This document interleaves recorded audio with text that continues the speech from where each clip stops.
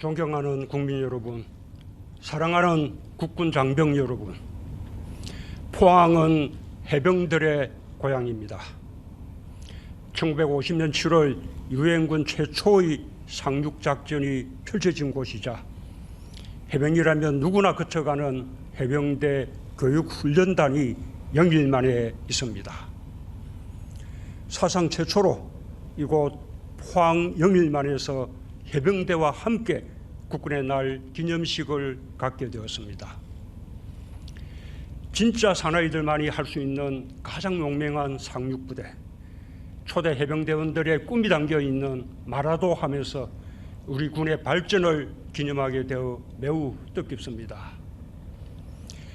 오늘 한국전쟁 참전용사인 해병대 1기 이봉식 님이 국교에 대한 명세문을 낭독하고 우리에게 살아있는 애국의 역사를 보여주셨습니다. 이승만 대통령으로부터 무적 해병의 친필을 직접 받으셨던 이봉식 님께 존경의 인사를 드리며 대한민국의 정의와 자유를 지키는 최선봉에서 기꺼이 젊음을 바친 모든 해병대원들의 노고를 지하합니다.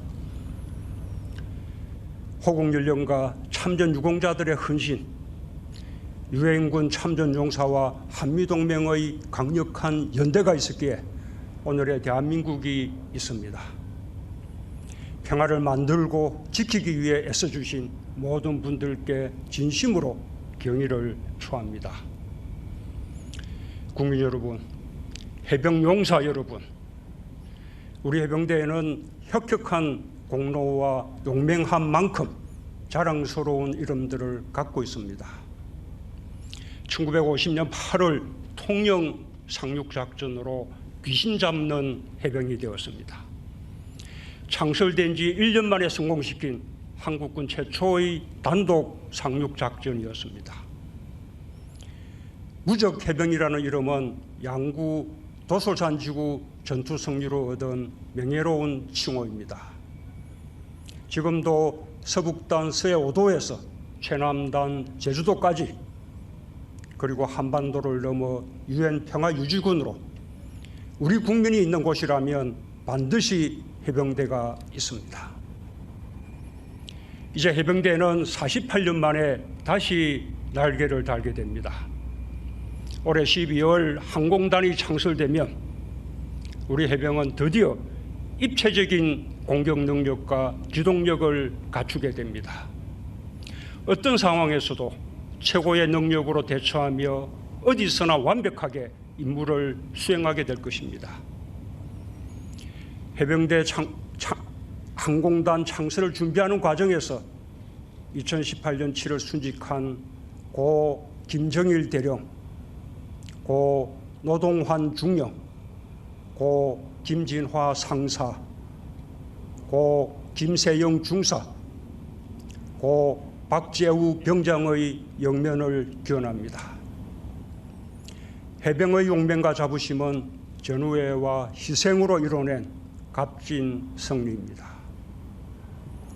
무적 해병의 신화를 만들어 온 해병 영웅들의 헌신을 대한민국의 이름으로 기억하겠습니다.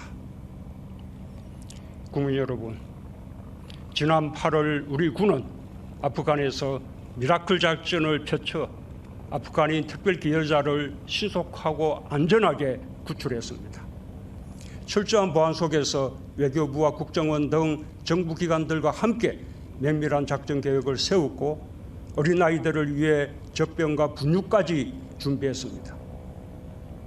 한 명이라도 더 데려오기 위해 의료진이나 경호요원, 승무원 등 작전 요원들은 비행시간 내내 탑승자들을 보호하며 서 있었습니다.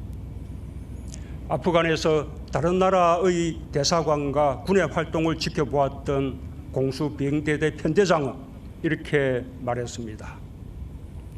대한민국은 생각보다 많이 강해졌고 오늘도 강해지고 있는 중이라고 느꼈습니다.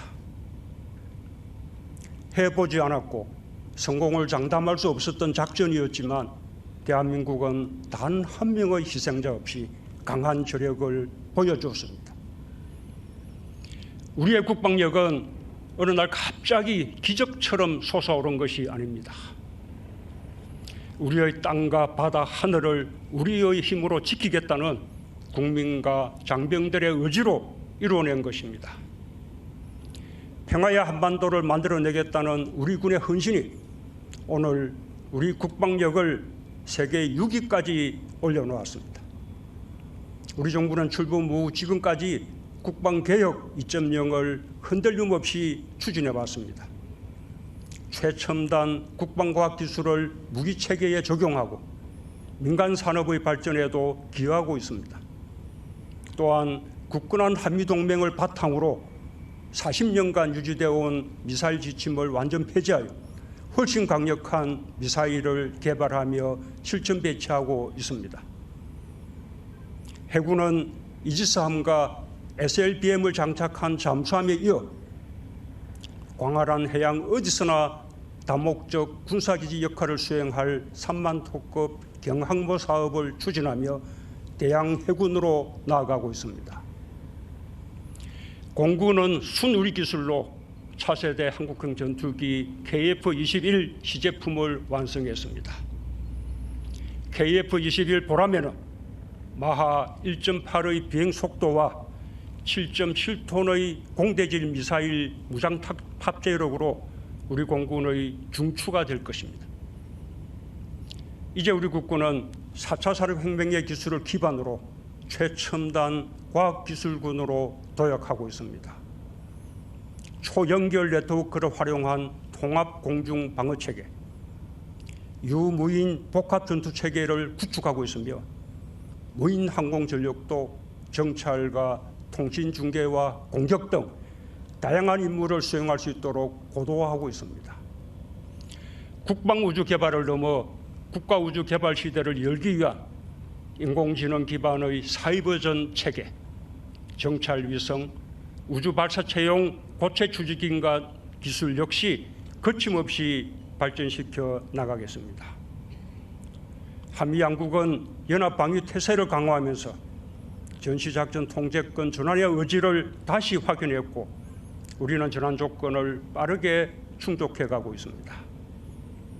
오늘 오직 우리 군 전력으로만 피스메이커 상륙작전을 국민들께 선보일 예정입니다.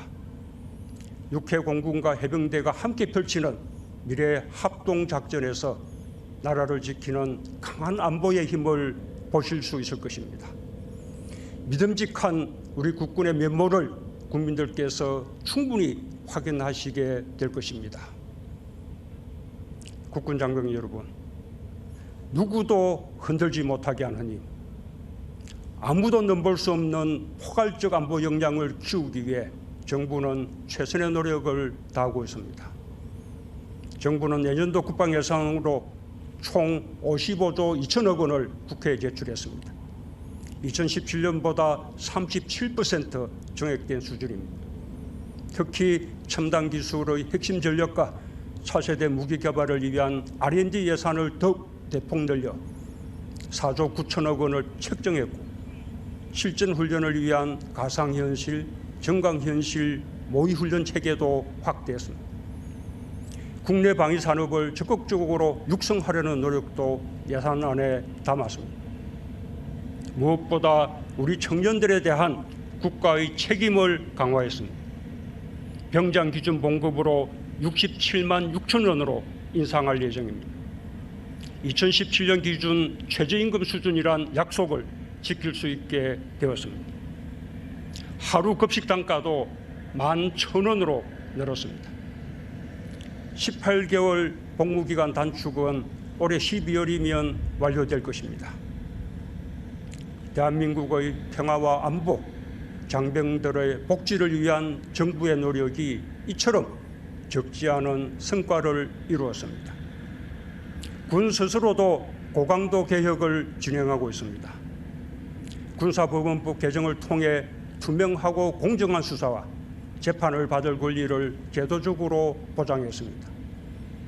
군 혁신의 핵심은 인권입니다. 서로의 인권을 존중하는 가운데 맺어진 전후에야말로 군의 사기와 전투력의 자양분입니다. 장병들은 조국 수호의 사명감으로 임무 완수를 위해 최선을 다하고 있습니다. 군 인권을 위해 뼈를 깎는 각오로 혁신하는 것이 강군으로 가는 지름길이라는 것을 명심해 주길 바랍니다. 존경하는 국민 여러분, 사랑하는 국군 장병 여러분, 지난 8월 대한독립군 총사령관 홍범도 장군의 귀향이 이루어졌습니다. 지난주에는 장진호 전투영웅 고 김석주 일병과 고 정환조 일병을 포함한 68분의 용사를 고향 땅에 모셨습니다. 영웅들이 꿈꾸던 나라는 평화와 번영으로 넘실대는 나라일 것입니다. 우리는 이 순간에도 세계와 손잡고 영웅들이 꿈꾸던 나라를 향해 전진하고 있습니다. 올해는 대한민국이 유엔에 가입한 지 30주년이 되는 뜻깊은 해입니다. 우리는 유엔과 함께 자유와 평화를 지켰고 이제는 유엔의 일원으로 국제사회의 책임을 다하고 있습니다. 우리는 유엔 가입 2년 만인 1993년 유엔 평화유지군으로 처음 소말리아의 공병대대를 파견했습니다.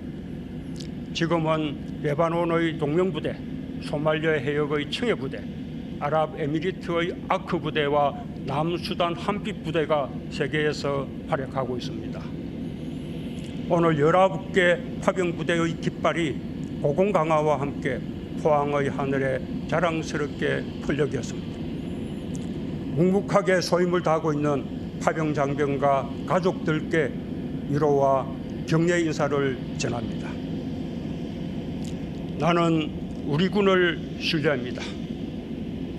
나는 우리의 든든한 안보 태세에 자부심을 갖고 있습니다. 이러한 신뢰와 자부심을 바탕으로 나는 한반도 종전선언과 화해와 협력의 새로운 시대를 국제사회에 제안했습니다.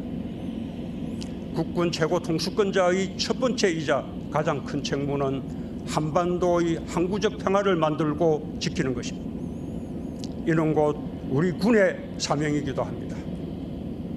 국민의 생명과 안전을 위협하는 그 어떤 행위에 대해서도 정부와 군은 단호히 대응할 것입니다.